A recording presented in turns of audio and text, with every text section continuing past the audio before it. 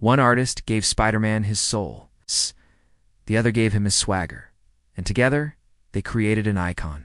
This is the story of two absolute titans of the comic book world, Steve Ditko and John Romita. It's a story about how their clashing visions secretly forged the Spider-Man we know, co-created by Stan Lee and Steve Ditko. The character's look and feel. That was pure Ditko. His Peter Parker wasn't some chiseled Boy Scout. He was a scrawny, socially awkward high school kid. The funny thing is, Romita didn't even want the job. He was terrified of following Ditko's iconic style and was sure the guy would be back in a couple of months anyway.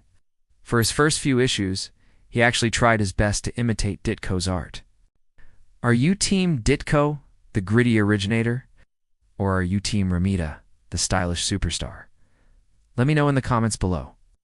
But you can't suppress your own talent forever, and slowly Romita's natural style began to shine through. Where Ditko was a pen man, Romita was a brush man. His lines were cleaner, bolder, and just flowed differently. Peter Parker's shoulders got a little broader, his jawline a little stronger. He went from looking like an exhausted kid to a handsome leading man. And the supporting cast, especially Gwen Stacy and Mary Jane Watson, were drawn as glamorous, vibrant women, bringing a new kind of soap opera energy to the book that readers absolutely ate up. Ditko's art was moody and claustrophobic. His characters were lanky and gangly, which perfectly captured Peter's isolation and the crushing weight of his new powers. Wow. Ditko's Spider-Man crawled through a dirty, grounded New York. Romita's Spidey swung through a brighter, more romantic version of the city.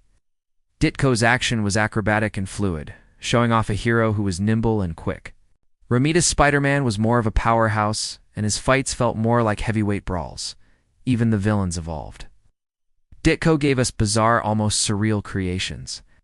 Romita, on the other hand, co-created bruisers like the Rhino and the Kingpin, physical titans for a more powerful-looking hero. The change was a smash hit. While official sales figures from the 60s are notoriously hard to track down, it's widely accepted that within a year of Romita taking over, The Amazing Spider-Man flew past the Fantastic Four to become Marvel's best-selling comic. Romita's style became the definitive house style, the Spider-Man you saw in lunchboxes, cartoons, and action figures for decades. Ditko himself was a famously private man, influenced by objectivist philosophy, who won this feud. The truth is, we did. The readers, Steve Ditko gave the character his heart, created the vulnerable, relatable, all-too-human kid under the mask. And that remains Spider-Man's most essential ingredient. But John Romita made him a superstar. He gave the series a visual polish, a dose of romance, and a dynamic energy that launched it into the stratosphere. It's the fusion of these two opposing forces, the awkward underdog and the handsome hero. The gritty realism and the high-flying romance that created the complete, iconic Spider-Man we know today. The artistic tug-of-war between Ditko and Romita didn't hurt the character. It built him into something bigger and more lasting than either of them could have ever done alone. And while historians debate just how much that directly shaped the plots, his worldview clearly bled into the comics. For 38 issues, Ditko didn't just draw Spider-Man. It basically was Spider-Man, plotting the stories himself, and building the hero's lonely, gritty world from the ground up. In Love Today, a tale of bitter creative disputes, a sudden exit, and the accidental making of a legend. This is Steve Ditko's Spider-Man, a quirky, anxious, almost neurotic teenager. He's drawn with these wiry, angular lines that practically buzz with anxiety. And this is John Romita's Spider-Man, a confident, handsome leading man, suddenly living in a world full of romance and glamour. One was the underdog you felt for. The other was the hero you wanted to be. The story of how one became the other isn't just a footnote in Marvel. History is the artistic conflict that defined Spider-Man for generations. When Spider-Man first appeared in 1962, he wasn't like any hero anyone had ever seen. Then, in 1966, Steve Ditko did the unthinkable. He quit, just like that. He stunned the entire comics world.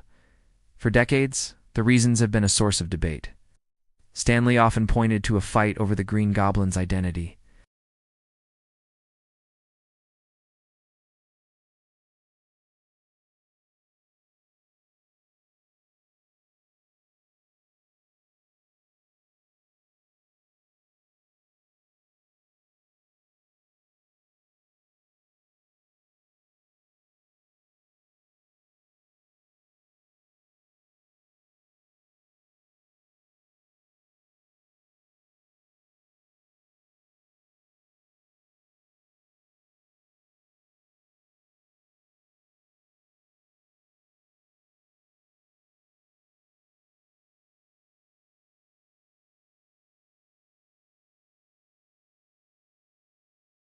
So after all that, who really is the definitive Spider-Man artist?